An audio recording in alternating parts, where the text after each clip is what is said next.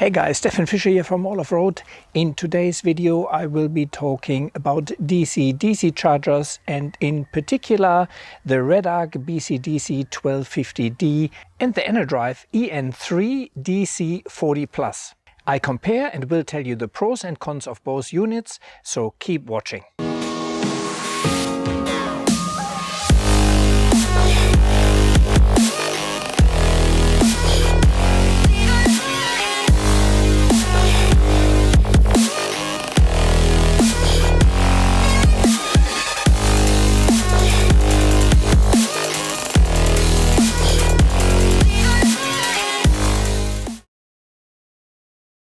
For full disclosure, this is not a paid review. However, Redarc provided me this unit free of charge for review purposes.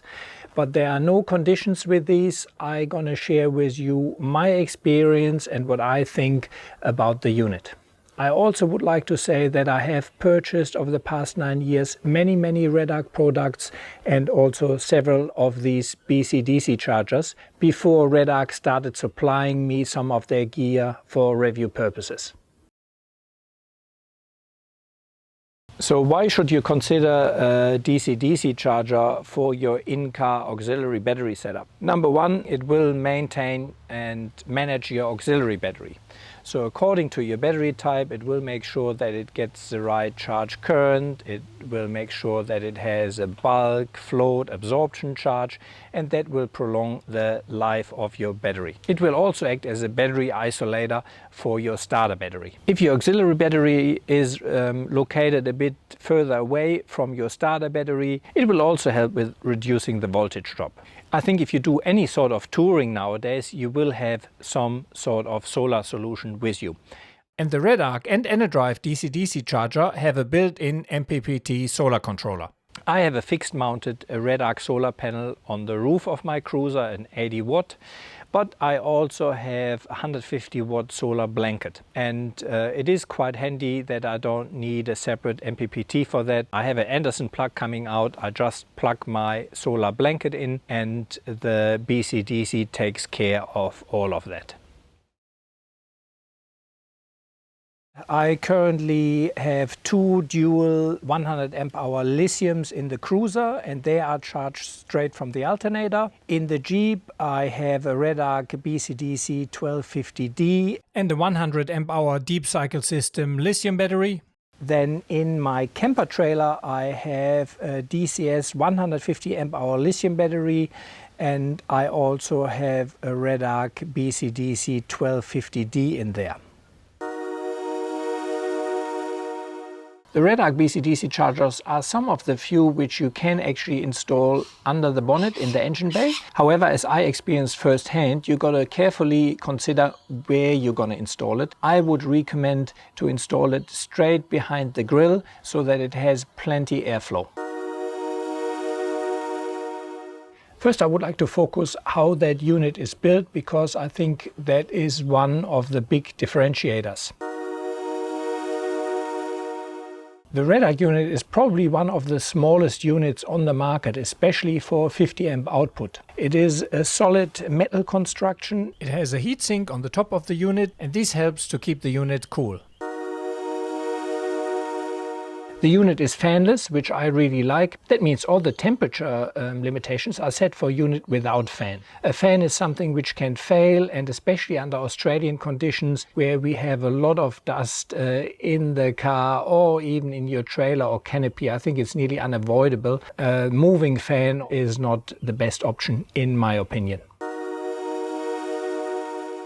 So what I really like and what stands this unit apart is that the interior has a potted circuit board. It's potted with a silicon elastomer and it covers the whole board.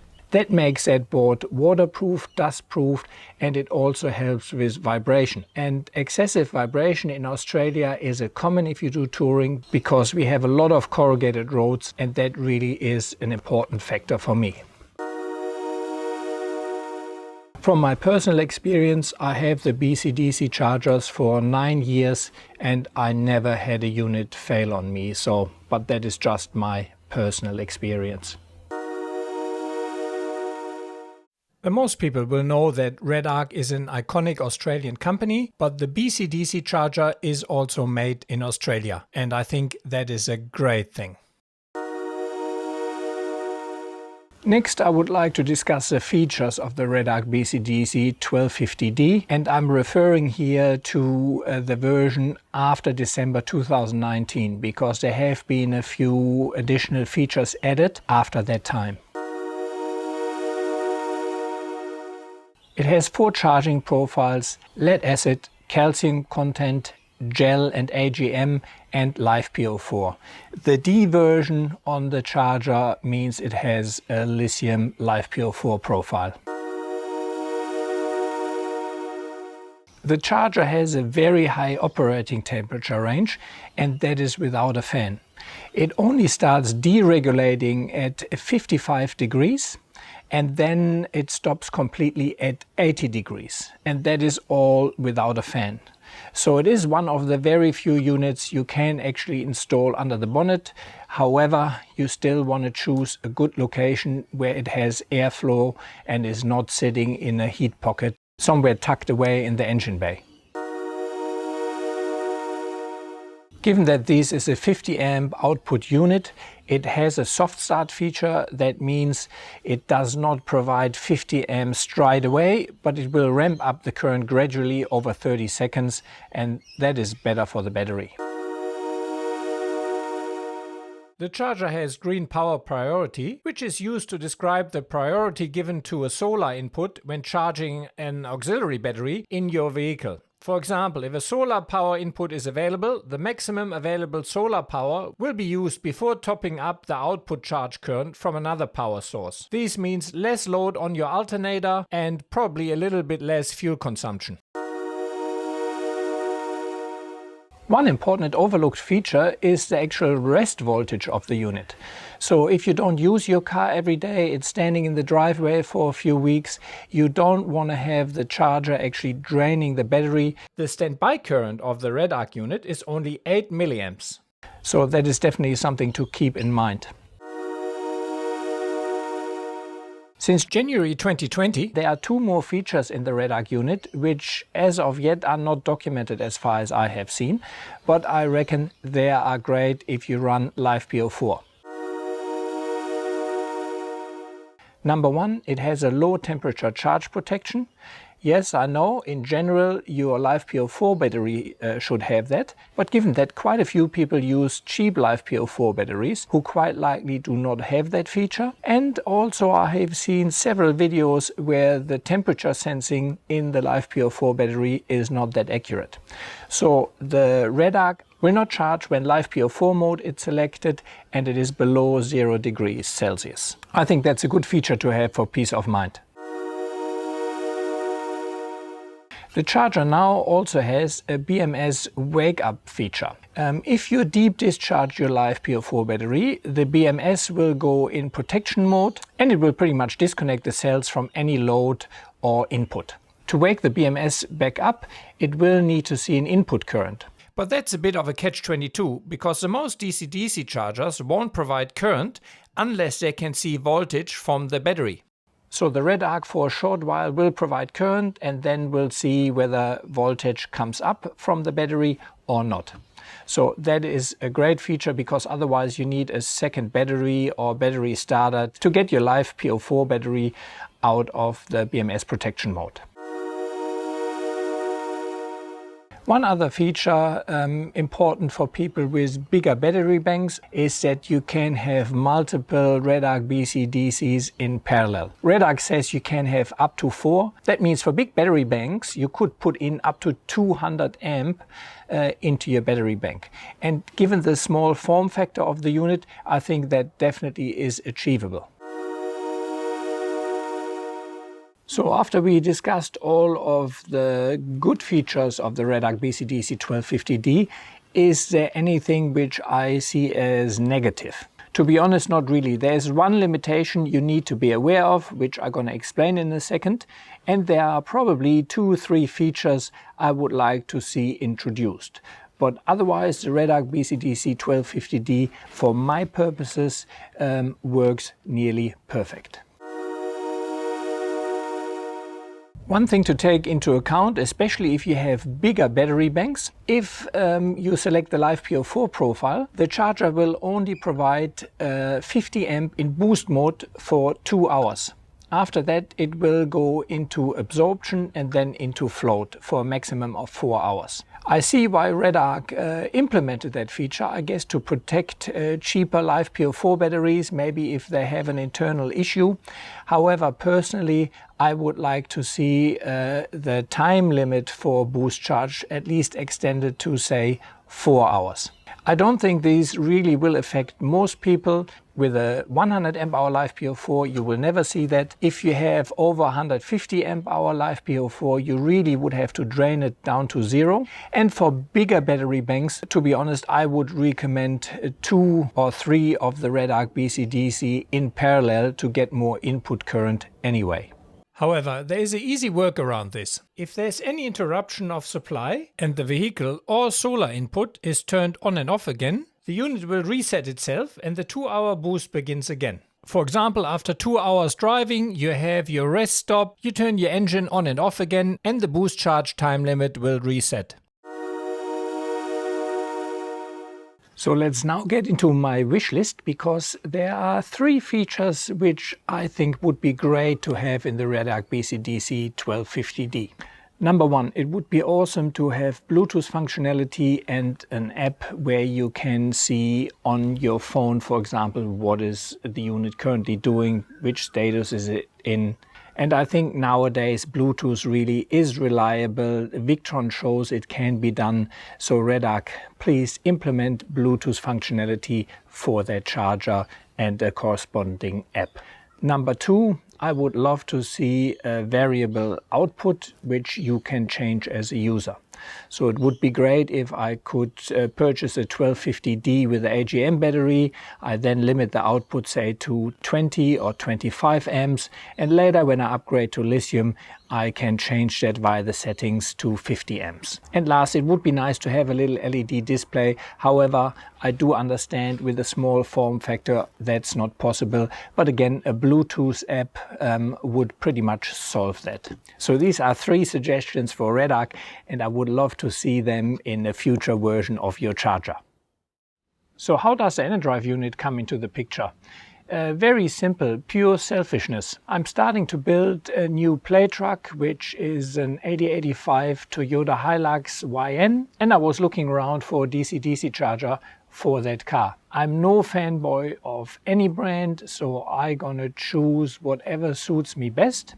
And given I heard quite a bit about the Enerdrive unit, I know that Enerdrive is a reputable company, I thought I'd do a little bit of research for myself, whether that is a unit I would like to try in the Hilux. And given that I put the effort in for the research, I thought I'd share that with you. So up front, I've never used the Enerdrive unit personally, so don't see that as a hands-on review. I'm mainly comparing the specs of the 2 units. Given that both companies are respectable Australian companies, I think it is pretty fair to compare the specs. However, to keep it balanced, I asked a fellow YouTuber, Steve from Australian 4x4 Adventures, who uses the Enerdrive unit, to give me his take on it.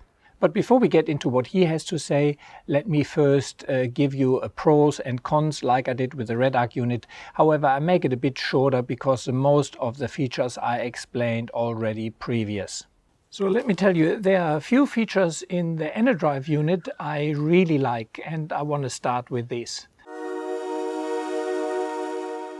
Number 1 is you can change the current output. While the unit can provide up to 50 amps, I think the default setting is 40 amps and you can go further down. So that means if you're currently on AGM but you're thinking about upgrading in a year or 2, you could purchase that unit now and use it on a lower output for AGM and then later on increase the output when you move to lithium. I also like that it has an LED display which lets you adjust the settings a bit easier, and it also tells you a little bit what is going on. Another feature I really like is that it accepts solar panels up to 45 volt. That means you can use a house panel on that unit, or you could put 2 moderate panels in series and up the voltage. One other feature I like is that you can have a custom charge profile. I think that can come in handy if I want to tweak my lithium profile, for example. The Enerdrive unit also has the option for an external battery temperature sensor, which is a nice feature to have. Let me now tell you the reasons why I went with the Redarc unit and not with the Enerdrive unit. Obviously that is for my particular purposes and my particular opinions. You pick out of the settings what suits you and make your own decision. Personally, I do not like that the unit has a fan. Number two, if you have the unit in the car, I heard that you will hear the fan. And number three, all the temperature limitations, which are lower than the Redarc unit, are also given with a working fan. So if that fan would fail somewhere in the bush, I would assume that the temperature limitations would go even further down. You cannot install the unit under the bonnet, and in the Hilux I quite likely will go for an under bonnet installation. The Enerdrive unit is far bigger than the Redarc unit, so I would be more pressed for space. It has a plastic housing, not an aluminium housing, and it also doesn't have a potted circuit board, so there is very little water, dust or vibration resistance. I will have a 100 amp hour DCS lithium in the Hilux, so I don't really need low temperature charge protection on a DC-DC charger level. However, it is a good second peace of mind option, and if I can have that option, I rather choose a unit who has it. The Enerdrive unit can also not wake up a LiFePo4 battery, which has gone into battery protection mode, so again, if I can have that feature, I rather choose the unit who has it. So from everything I heard, the Enerdrive unit is a good quality DC-DC charger and it has some great features. However, for my installation and for my purposes, the cons outweigh the pros. That means I stuck with the Redarc BCDC1250D for my Hilux build. So after you had my theoretical take on Enerdrive the DC-DC charger based on the specs and what I've heard and my experience with DC-DC chargers in general, I'm now going to hand over to Steve Clay from Australian 4x4 Adventures, and let's see what he has to say. Hey again guys, Steve here from Australian 4x4 Adventures, and Steph's asked me to give you a quick rundown on my opinion of the DC to DC 40 amp plus Enerdrive charger. So I think the only fair way to give you an opinion on this is actually to really quickly explain what the setup is that I use it for. So 2013 200 series cruiser, massive fridge inside, so a big inverter to run induction cooktop, air fryer, coffee machine, toaster, all the cool stuff. 200 amp slimline DCS battery. So with lithium, obviously you can charge them directly from the alternator. I personally didn't want to do that just yet, so I opted for a charger. I'd had a Redarc charger before, it wasn't compatible with lithium, so I started looking into different chargers. This one came up as a pretty good recommendation from DCS actually. Looked into it, they all look pretty good. I've actually got two of them because you can link them together. So essentially if this is a 40 plus, they're rated for up to 50 amps. You get two chargers rated to 50 amps. Essentially you can be putting in 100 amps into your battery using a DC to DC charger exactly like this. I don't know of any other brand that you can link two together and actually sort of double your output for there. Only possible with lithium though, and a very specific lithium at that. For me, I like the fact that it had controls on the front of it, so I could see what was going in, or didn't have to purely rely on an app or just guessing with what light was flashing on different versions of chargers. I can set the voltage on this, I can set the float rate, I can set if I only want to put in 10 amps, 20 amps, 30 amps, 40 amps, 50 amps. So I can limit how much power is actually going from this to my batteries. Previously I had it set up, both of them running together, both on 30 amps each, to run 60 amps into the battery, mainly because my alternator wouldn't keep up with 100 amps. So that was my main reason why. But these gave me the option of doing that. They were the massive pros for me for this style of charger. All right, now it's time for the cons. There's only a couple of cons because I personally think this is a pretty good charger overall. Main one would probably be real estate. This is a pretty big unit to fit somewhere in your car. Like it's bulky as a charger. Trying to find real estate in a four-wheel drive that's already limited on space, it's a big unit to try and fit in there somewhere. So that's probably the first big con to it all. Second one, the fact that they're not waterproof, which is part of the con of space. So I can't put this under the bonnet because obviously it's not waterproof. It's not going to last to that. So it needs to go inside the car somewhere. That's really about the only con to it, actually. Like, I can't think of anything bad about it. A couple of other good points that I could think of would be the fact that it's got a built-in MPPT solar charger, which is quite nice. So you don't have to worry about extra solar regulators, everything else. A lot of the modern chargers have that built into them now. Built-in thermo fans as well. So a lot of the under bonnet ones rely on wind. You have to position them in a certain part of your engine bay to get some airflow on them to try and keep them cool. Being that this is inside the car, it doesn't get airflow. So there's actually thermo fans inside. As soon as it starts to heat up, thermo fans come on, keeps the charger charging at full capacity the entire time. I've had it before, and I know Stefan's had it before because I've seen it on his videos, where the chargers actually derate based on how hot they get. And all of a sudden, instead of your 40 amp charger putting in 40 amps, you're getting 5 amps if you're lucky. Sometimes they shut down altogether. I've never had this one shut down. I've never even had this one derate itself. The thermo fans do come on a fair bit, especially in the back of a 4-drive, hot weather. It gets pretty warm in there.